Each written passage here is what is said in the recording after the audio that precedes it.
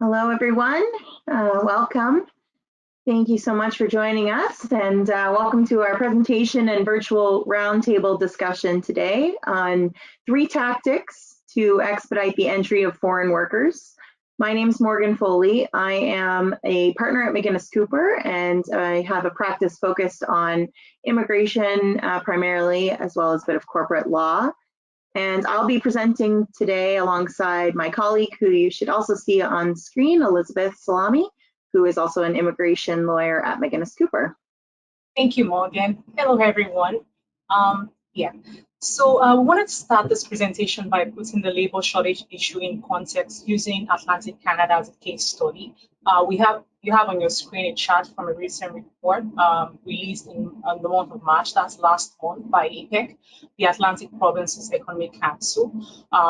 Analyzing the report actually analyzes labor challenge in the Atlantic provinces post-COVID-19. The chart on your screen shows the unemployment to job vacancy ratio in the Atlantic region.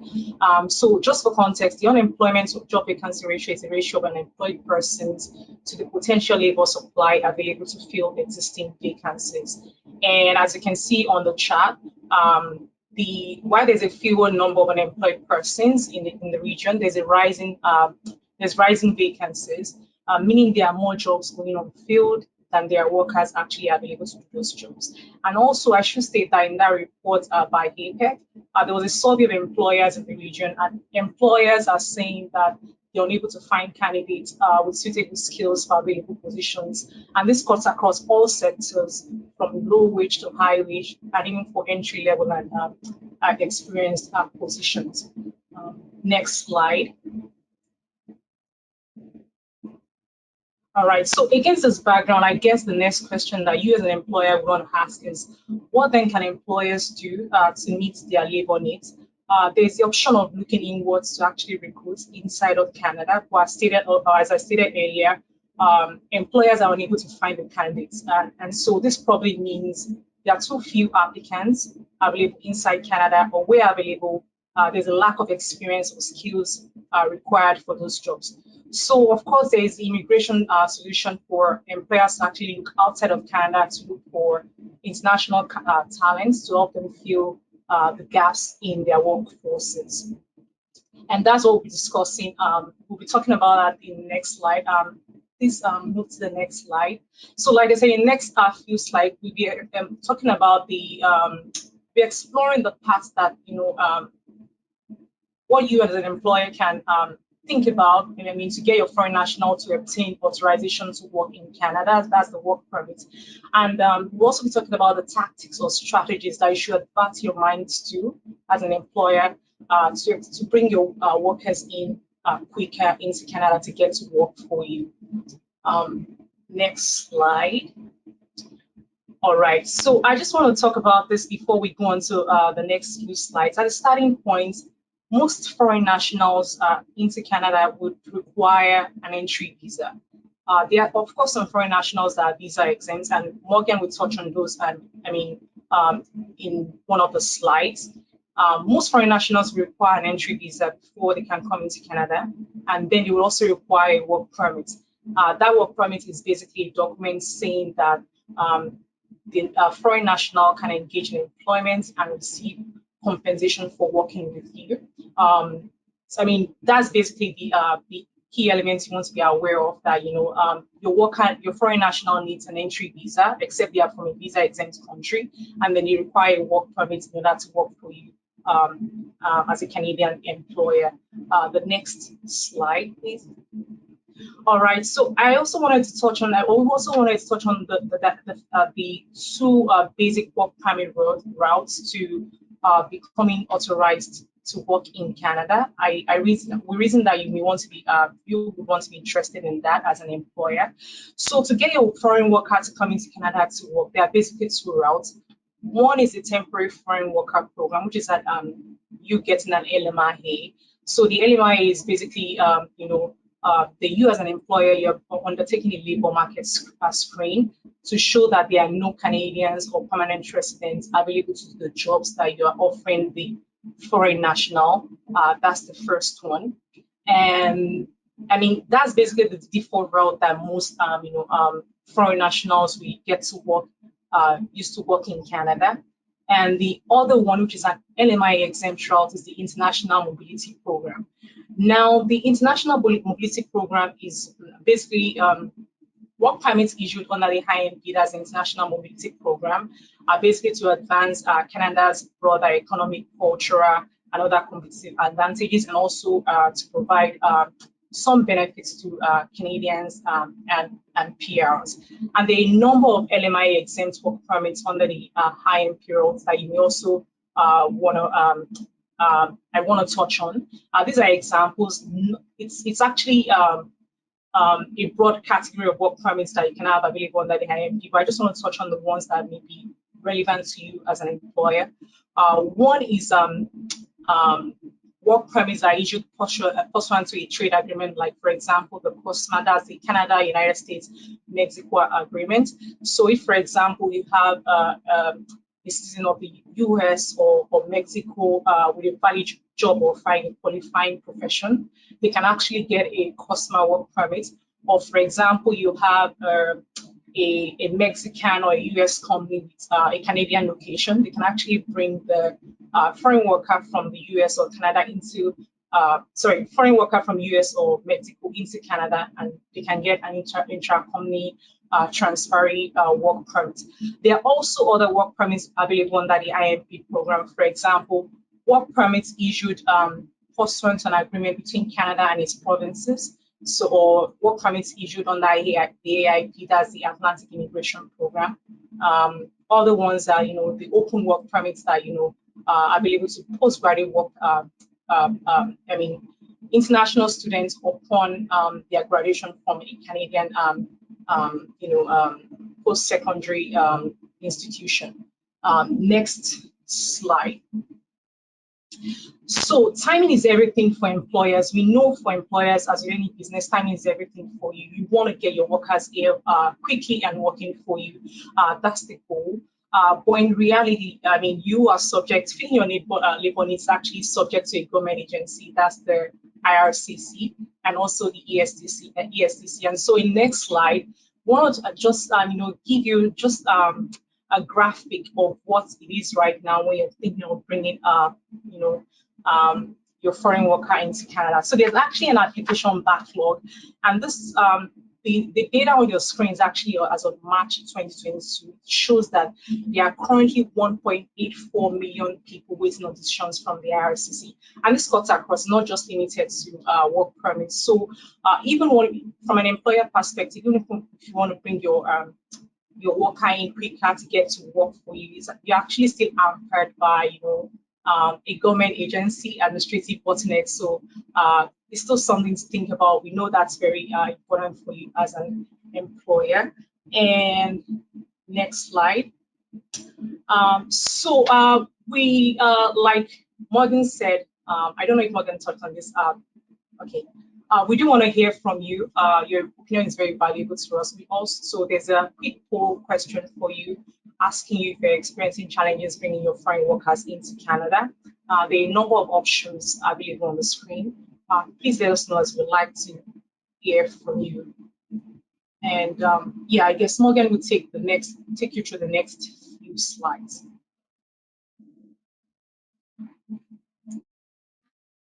Perfect. Thanks, Elizabeth. So we should see the answers there now. So looks like we have certainly a mixture, which was what we expected, but a significant number saying yes, you are experiencing challenges. Some who are saying no, we don't recruit foreign workers right now, which Elizabeth and I were discussing prior to this presentation. Is often I find when employers tell me we're not recruiting right now, it is because they just don't know how or don't know how to get started, right? And so I suspect that that's the case for at least some of you who answered no in that third option there, that perhaps you're receiving applications in response to ads that you have posted from foreign workers. And of course, the question is, where do we go from there? I have an application from someone and I just don't know what to do next. So certainly, hopefully you will get some tactics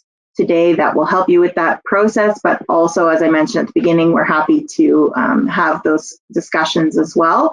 Sometimes it's helpful when you have a practical example of a person you know you want to employ, and you just need to know, where do I go from there?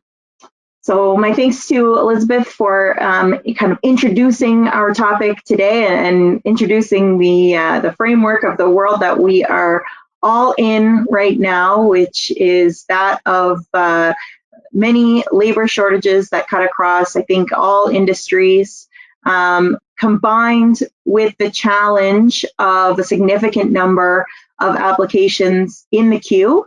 And as Elizabeth mentioned, that number there is, as of March of this year, 1.8 million applications in process, but that does include things like citizenship and PR applications as well. Certainly a significant number of them are work permit applications. And so we're seeing some delays across the board, and we are going to explore some tactics now that may help expedite entry and give you some options if and when expediting is an option. So if we could move just to the next slide. So our first tactic today is looking to visa-exempt countries. I also like to think of this as using the port of entry for applications whenever possible. So as Elizabeth mentioned, individuals coming into Canada are either visa requiring or visa exempt. So depending on their country of citizenship, a person may be able to enter on their passport alone. That would be countries like the USA, Mexico, many European countries, for example. Those citizens are visa exempt. Their passport acts as their visa to enter, but they still, of course, need the work permit, which gives them the authority to work in Canada.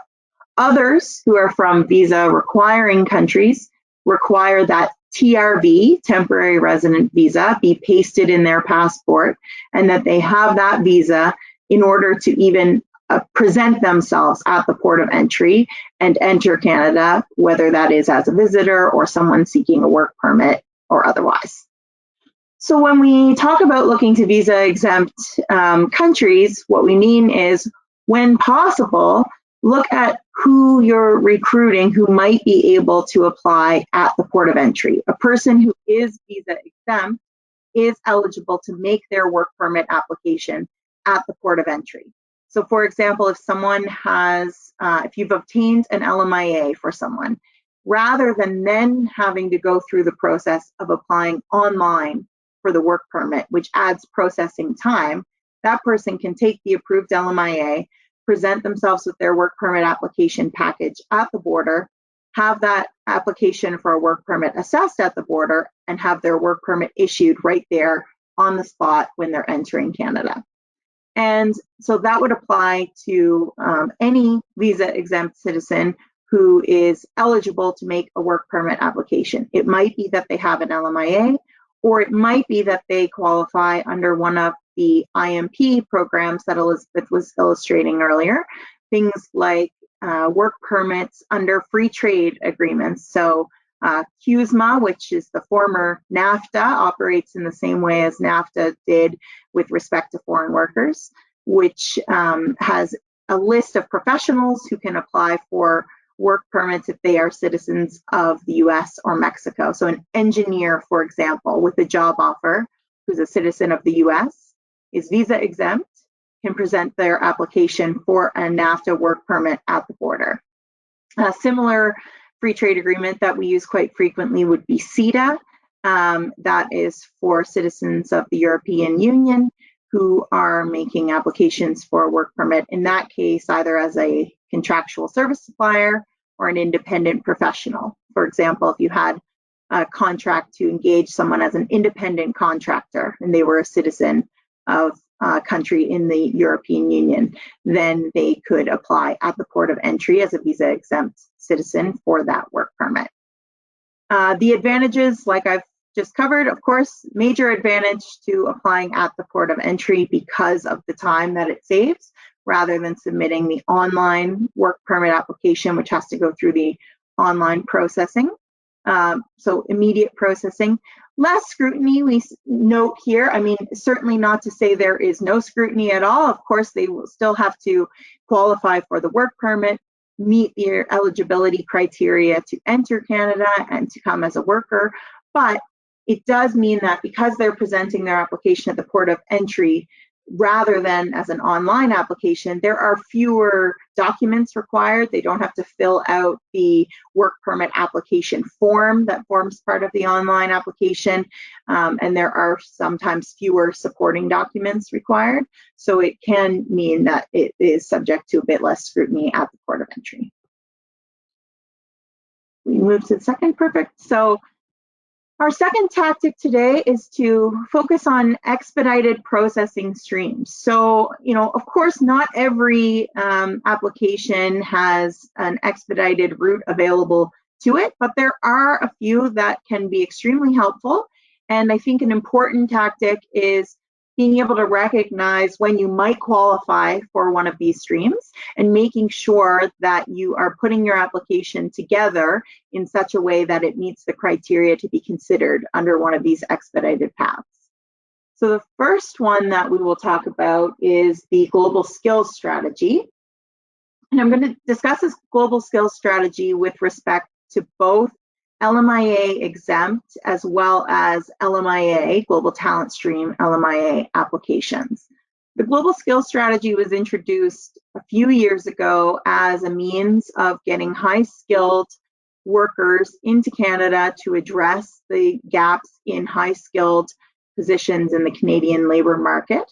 And it's positioned as a tactic to expedite those workers who are particularly in NOC O and A positions, so the high-skilled National Occupation Classification Code of O and A.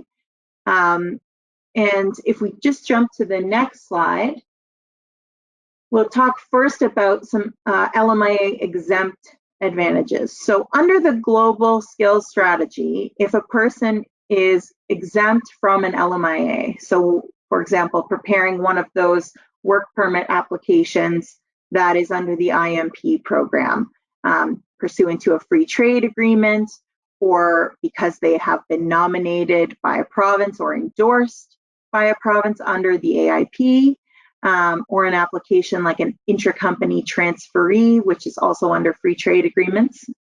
Those are all examples of LMIA exempt, where the employer does not have to obtain an LMIA. And under the global skills strategy, if someone is applying for an LMIA exempt work permit and their position, their job is in a NOC O or A position, then they qualify for 2-week work permit processing. So what that means is even if someone is from a visa requiring country and they have to go through the online application process and submit the full application online, they can request 2-week processing because of the skill level of their position in order to get expedited processing. Now, I will say one caveat here is that over the course of the COVID pandemic, particularly in 2020 and 2021, we did see that they've suspended 2-week work permit processing under the global skills strategy. So we weren't getting those 2-week turnaround times because everything was delayed and backlogged. And recently, we've seen things are getting back on track with respect to the 2-week processing. It's not guaranteed yet, and certainly in some instances where the processing times are really quite extensive, what we're seeing is it's expedited. It's not expedited quite to the level of 2 weeks. So for example, average processing times out of India right now are a year. It's extremely lengthy, but when individuals qualify under GSS for 2-week processing and they're submitting a complete application and requesting the 2-week processing, we might get a decision in 2, 3, 4 months. Certainly not as nice as 2 weeks, but it's a lot nicer than 12 months. So it is still expedited, but in some cases it's kind of expedited to scale in accordance with what the overall processing time for that region is. And that's one thing to be aware of as well. If you're not already aware, that when an individual applies for a work permit from outside of Canada, their processing time is based on the country of their residence, so where they're living at the time and where they submit that application. So it's something that's fluctuating, and IRCC does post their average processing times online, and it's being updated typically based on what the average has been over the course of the last 6 months. So you can take a look and pull up the average processing time at any given time if you know you're preparing an online work permit application for someone, and it varies country to country. The other thing I have noted on this slide here, oh, sorry, I'll just go back, is actually the first point is the availability of a 15 and 30-day work permit exemption. So again, we're talking here about individuals in those NOC O and A high-skilled positions. There is an availability of a work permit exemption. So a person who's coming in to do work in NOC O or NOC A could come in for a 15-day work assignment once every 6 months. So you can use that 15-day exemption once every 6 months, or a 30-day exemption once every 12 months, so once in a year. And that is something that, you know, when we're talking about filling a long-term, a permanent position is not always the best option, because 15 or 30 days is not enough. You want someone there long-term. But if you have someone who has a short assignment, for example, a consultant, something like that, who you need their services in person, it's something maybe they would typically do remotely, but for the next 2 weeks, you really need them on site, then something like this 15 or 30-day work permit exemption can be a really great option.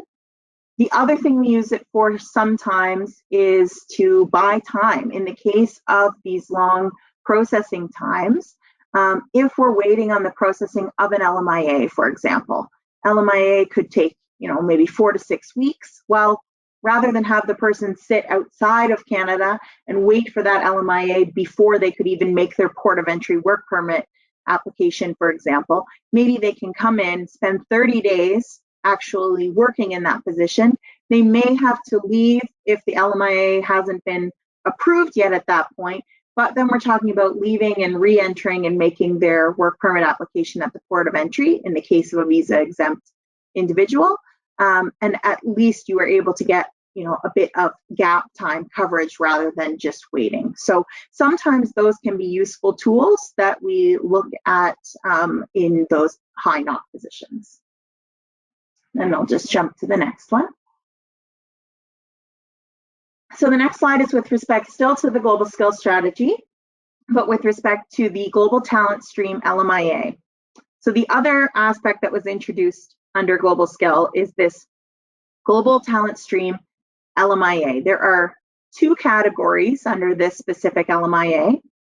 Category A is for companies who have a referral letter from a designated organization, recognizing that they have a need in their business for unique and specialized foreign nationals and talent. So it's not exclusive to certain NOC codes, but rather that you have this referral from a designated organization identifying this need within the business. By comparison, the category B is for a specific occupation list. So a list of high-skilled NOC codes that are on the global talent occupation list, primarily in the tech sector. So we see things like software engineers and software developers are on that category B list. And those are, you know, recognized as occupations where there is a shortage of talent in Canada.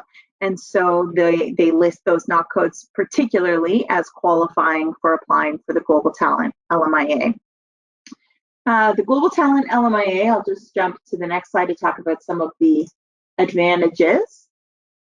So the Global Talent Stream LMIA, one of the biggest distinguishers, I guess, as compared to the typical LMIA application is that the recruitment of Canadian citizens and permanent residents is not a mandatory component before you're able to submit the LMIA application.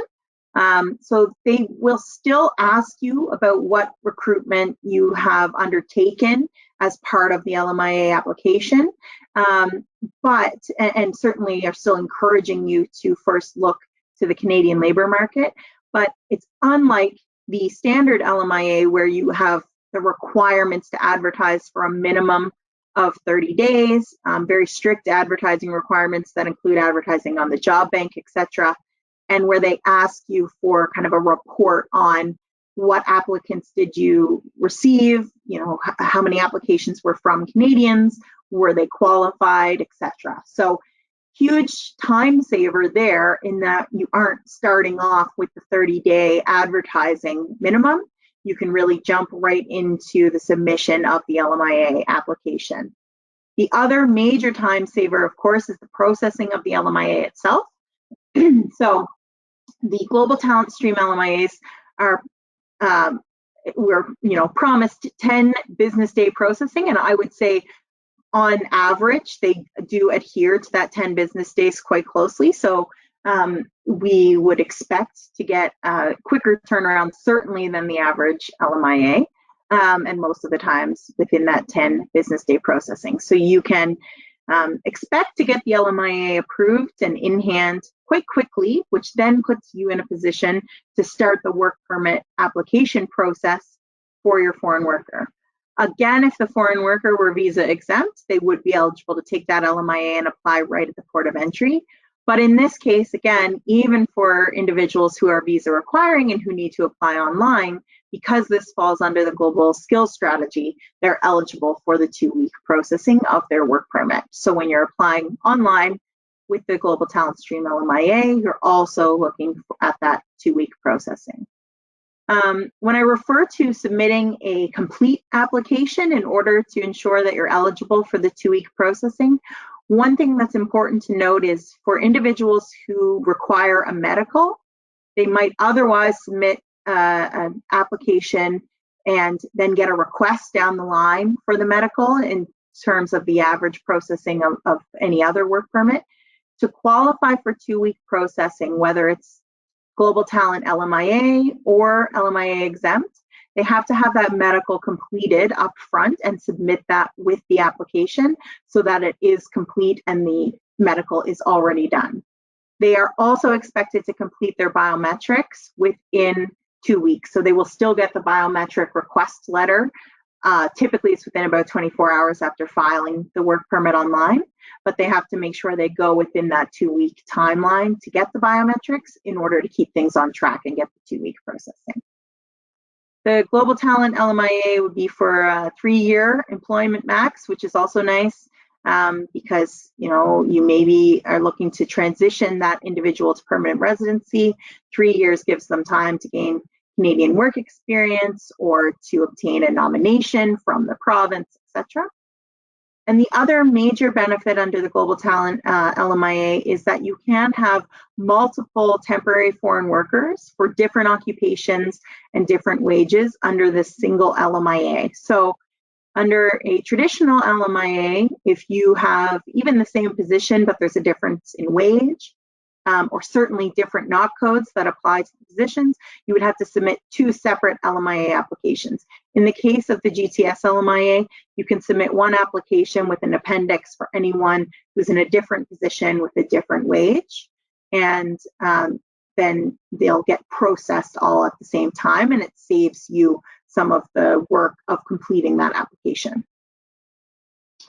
And then just the last thing that I will talk about before I pass things over to Elizabeth, if we jump to the next slide, I just want to discuss the Canada-Ukraine authorization for emergency travel. So we've included this as another potential expedited pathway and something that I think is important to have on your radar as our workforce stands to potentially be changed by this program. If we just jump to the next slide, the Canada-Ukraine program right now, or CUAET, is a program that you've likely heard about in the news, where Canada has committed to expediting visa applications for Ukrainian citizens and their family members who are escaping the war in Ukraine and coming to Canada.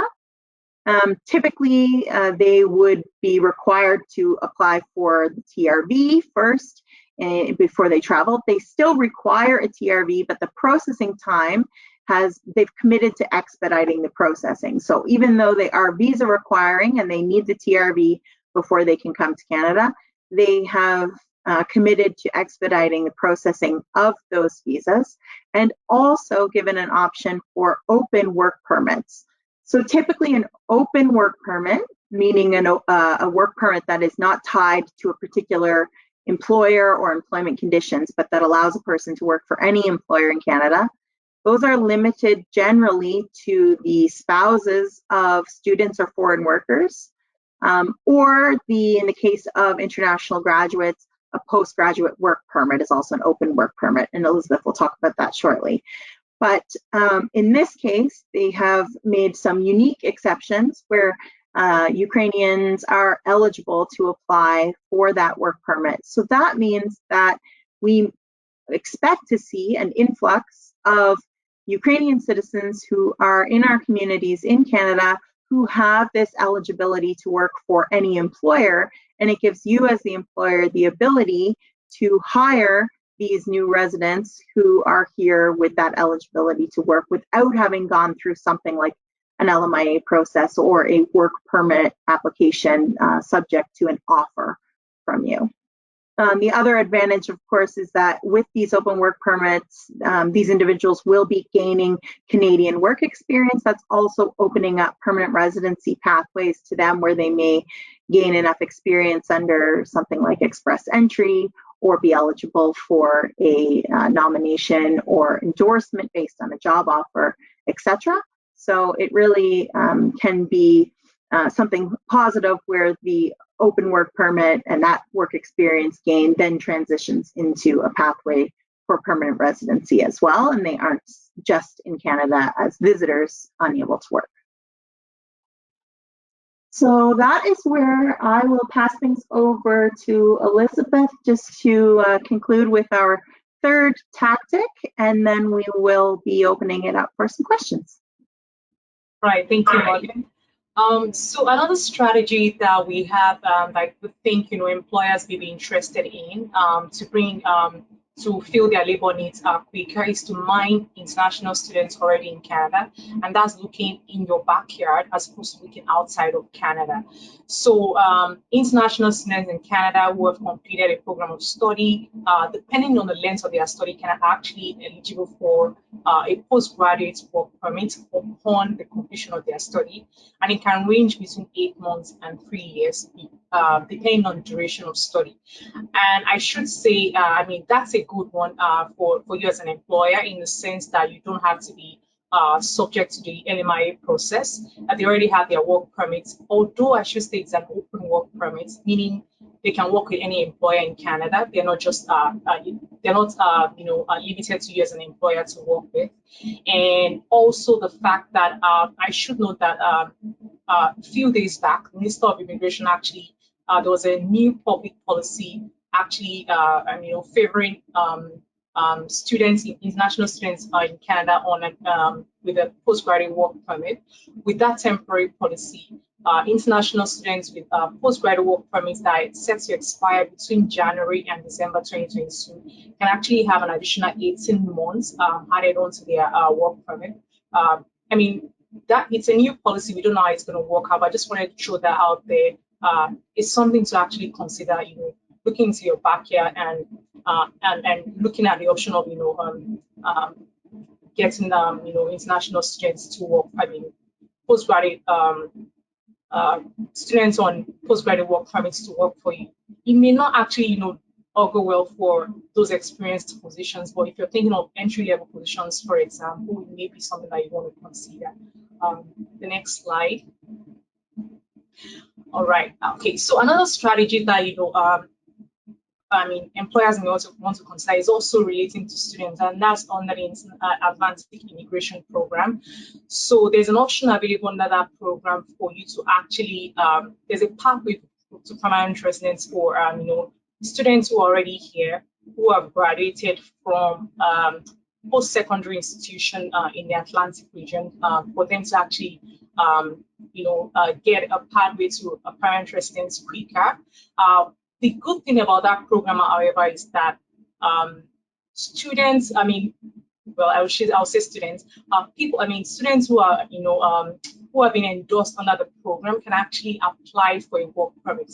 So that means while their, permanent residence application is being processed, they can actually get to work for you while they are waiting for that, the response from IRCC on their, on their permanent residence application. So it's something to actually consider. They don't require, there's no work experience required. And we'll talk about that in a few, I think in the next couple of slides. No work experience required for them to be eligible for, for endorsement under the AIP program. It's actually something that you want to consider in terms of, filling your labor needs quick and getting your, the workers to actually work for you. So I'll look at the next slide. All right, so we just want to take a moment while we are on this, to actually talk about the changes to the AIP. So as you all may have heard, the pilot was ended, has ended, and there's a new permanent program called, still the same thing, called the Atlantic Immigration Program, which retains most of the core features of the pilot, but with some new changes that employers may want to know about. And we welcome any questions during the question and answer segment on the features, the things you want to know about the pilot, things that you're interested in. We're very happy to go through that with you. We also want to touch on the success on the pilot. The program has become permanent based on the success of the pilot. According to the Minister of Immigration, there were about over 10,000 new permanent residents to Atlantic Canada from the pilot. So it's hardly surprising that that program was made permanent. Like I say, does still retain the core features of the pilot. There are no more streams, so there's no high skilled or intermediate skill stream or student stream. Your eligibility under the program will depend on the the job offer you have made to the worker. Like I said, we welcome any questions on the new AIP. Happy to answer those questions. But just for you to know, it still retains the core features. There are some changes that you want to know about, but still the same thing in terms of what that program is about. I'll go to the next slide. All right, so like I said, there are some key advantages that you want to know about, with the AIP. So with international graduate, like I said earlier, no work experience is required to actually be eligible to be endorsed under the AIP. The main things that you have, graduated from a post-secondary institution in the Atlantic region, and no work experience are required. And also another core advantage of the AIP is that for those high skilled positions, if you're making an offer in a high skilled position to a worker, it doesn't have to be for a permanent, you don't have to have a permanent job offer to the worker. So the job offer can be for at least a year to the worker. It doesn't have to be a permanent position that you're job offer that you're making to the worker. And also, I should say, there is no age restrictions with the AIP, unlike other economic immigration programs. Sorry, I just had a bit of. So there's no age restrictions when you compare that to, for example, the express entry, for example, that there's age limitations or age restrictions to it. So no age restrictions with the AIP, and there's a lower language requirement. I should say one of the features of the new Atlantic immigration program, which is different from the pilot, is that under the pilot, the language requirement for the all kinds of, for all applicants, the CL before in all abilities. But under the new program, for those high skilled positions, the language requirement that's changed, but it's lenient when you compare that to the other economic immigration streams. So for high skilled positions, the the requirement is a CLB5 in all abilities, and for those skill positions, I mean the requirements is CLB4 in all abilities. So it's still a lower language requirement when you compare that to all other economic immigration streams. And also, like I said earlier, you can, while they're waiting for their permanent residency to be finalized or approved or considered by IRCC, your worker can actually apply for a work permit and get to start working for you immediately. They don't have to wait for that, PR. It's a PR route. It's a route to permanent residency, of course, for the worker. However, they can start working for you once they have their work permit without having to wait for the decision on their permanent residency application. And also, based on the results that were released, it's shown that there's, with the AIP, there's better retention. Actually, there's a 90% retention rate. So it's actually a road that you may want to actually consider as a worker. It means workers that that are coming through the AIP road are actually staying in the Atlantic region. They are being retained. They're not leaving the province. They're not leaving the region and going to other parts of Canada. And also the settlement programs. So with the AIP, what happens is that you actually the worker meets with a settlement agency, and that they're able to determine what it is that that will make their settlements in Canada or in that part of in Canada much more easier for them. So with those kind of features that the program has, there's better settlement and retention for there's better settlement and there's better actually I would say the results have shown that workers actually stay with the program as opposed to other immigration streams in Atlantic Canada. And I think can we go to the next slide? All right, so I think Morganne touched on this in one of the slides, and that's for, I talked about that a little bit earlier about postgraduate work permits. Like I said earlier, it's one of the things I can actually consider. It's an open work permit for you to actually get your workers to actually start working for you immediately, without you going through the LMIA process and all that.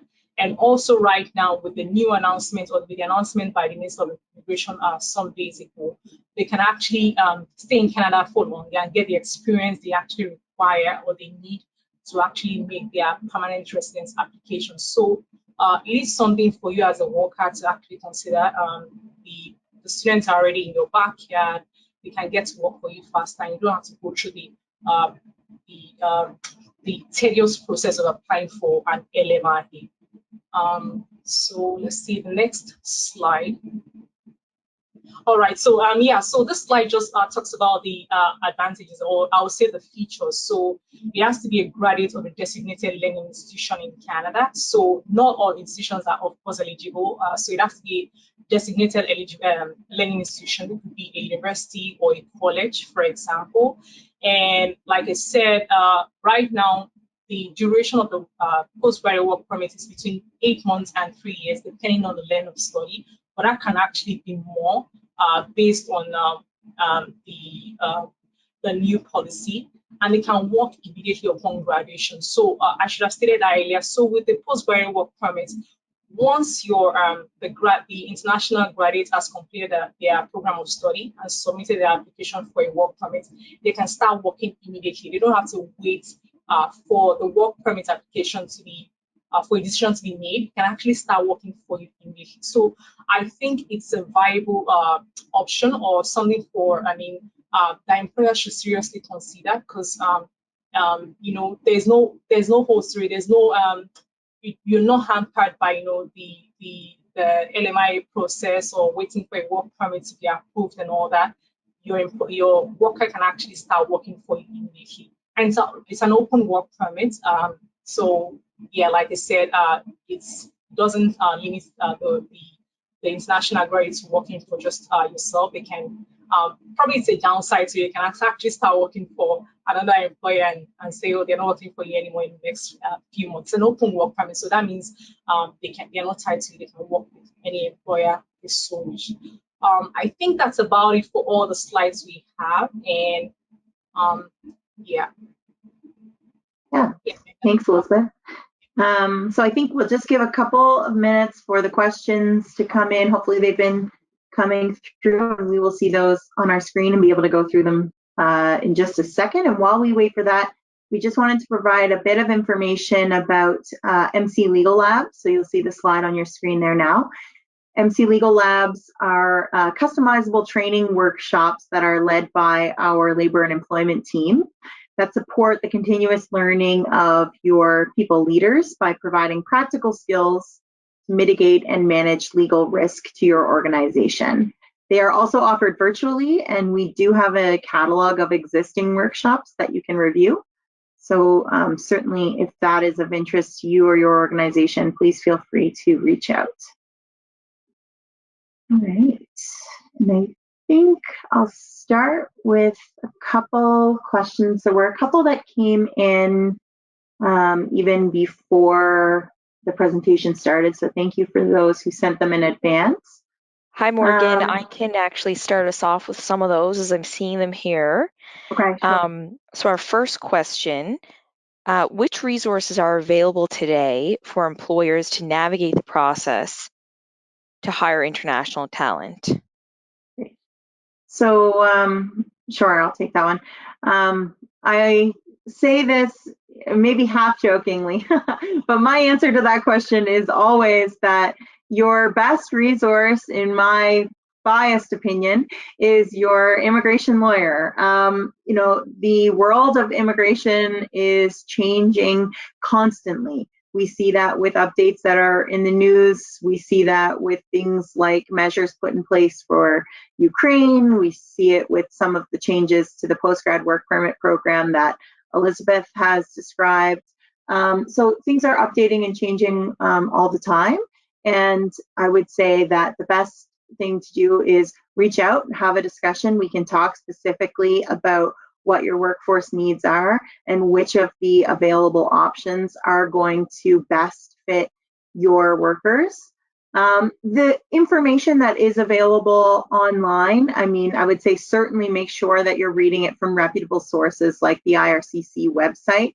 There's always things like, you know, online chats and things where people can give their own opinions and things get a little skewed. But if you're looking at the government's updates and announcements about new programs, that is certainly a good resource as well in terms of kind of generally framing the program or some available options. But when it comes to specifics, we'd love to have a conversation. Fabulous, thank you so much. Question number 2, how do we ensure applications such as AIP and PNP proceed smoothly through the process provincially and federally? Right, I'll take that, Morgan. So, I mean, I think the first thing that you want to look at is to look at the criteria for the program under which you're applying, whether it's AIP or the PNP. Go to the provincial website to look and to check what the criteria are, and make sure that the candidates you're trying to submit an application for actually meets those criteria. I think that's the first thing you want to, that's the preliminary thing you have to do. And also the next thing I think you should do is to make sure that you submit a complete application. Make sure that there's usually a checklist. When you go to the provincial website, there's usually a checklist of the things you have to submit for a PNP or an AIP application, for example. Make sure that you have gone through all those, and also ensure when you're submitting the federal application that you're going through the IRCC website to make sure that you submitted everything that is required of you in terms of making sure there's no glitch in the process. Yeah, I think those are the two things I would advise if you're trying to make sure. And of course, speak to your lawyer, but I mean, yeah, those are the two things I would say you should always ensure that you're doing to make sure there's no glitch in the process.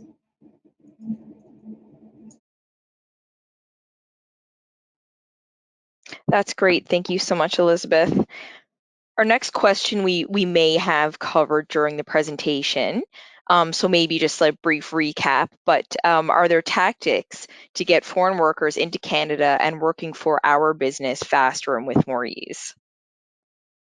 Yeah, so certainly I hope that we answered that during our presentation, but if we want to recap, our three main tactics from today, using the port of entry when it is available to you, looking for expedited pathways that exist whenever possible, so things like the global talent stream and global skills strategy, even things like the CUAET in place for Ukrainian citizens and family members are all examples of expedited potential pathways. And then, looking in your own backyard. So individuals who are here on open work permits, which often includes international graduates, can include spouses of existing foreign workers, can include Ukrainians who have applications under CUAET, as I mentioned. So those are some of our tactics. And then, of course, things that have remained unchanged are things like Elizabeth just mentioned, making sure your application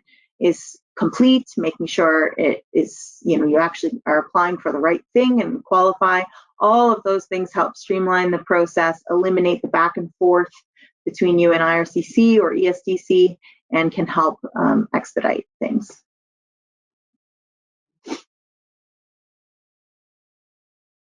Thanks so much. That was an excellent recap. Now, this question, how to expedite LMIA exempt work permit processing times, as well as make changes to work permit conditions. So, I think we've touched on this a little bit through the presentation too, LMIA exempt work permit processing times. So, number one tip is going to be, if it is in a high skilled NOC O or A position, look for making that request for 2-week processing under the global skill stream, global skill strategy, and then, using the port of entry if and when it is available. And otherwise, if it's another NOC code or, and an online application, of course, making sure that it's a complete, concise application so that things can be processed as quickly as possible. I think, do we have any others? Case, we will let everyone go with 5 minutes to spare. Thank you so much for joining us today. Thank you to Elizabeth for joining me in this. And like we said at the beginning and throughout, if you do have kind of more specific questions or you'd like to sit down and have a conversation with us about what this might look like in your actual place of business, please reach out anytime. We would certainly be happy to facilitate that. And thanks again for joining.